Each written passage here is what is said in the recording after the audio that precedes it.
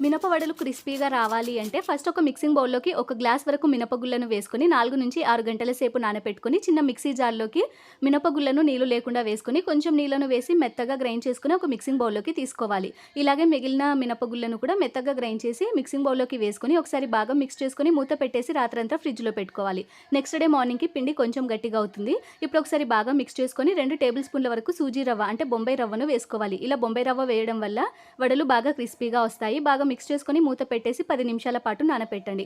10 నిమిషాల తర్వాత సన్నగా కట్ చేసుకున్న కొత్తిమీర, వంట సోడా, ఉప్పుని వేసి బాగా మిక్స్ చేసుకొని ఇప్పుడు వడల్లాగా వేసుకోవడమే. మీరు కొత్తగా వడల్ని చేసేవాళ్ళైతే టీ స్ట్రైనర్ ఉంటుంది కదండీ! టీ స్ట్రైనర్‌కి కొంచెం వాటర్‌ని అప్లై చేసి ఇలా వడల్ని వేసుకుంటే వడలు చాలా ఈజీగా వేసుకోవచ్చు. ఇలా ఆయిల్‌లో ఎన్ని సరిపోతే అన్ని వడల్ని వేసుకొని బాగా క్రిస్పీగా అయ్యి కలర్ మారేంత వరకు ఫ్రై చేసుకుంటే సూపర్ క్రిస్పీ మినప వడలు రెడీ. ఈ వీడియో మీకు నచ్చితే ప్లీజ్ నా ఛానల్‌ని సబ్స్క్రైబ్ చేసుకోండి. Thanks for watching.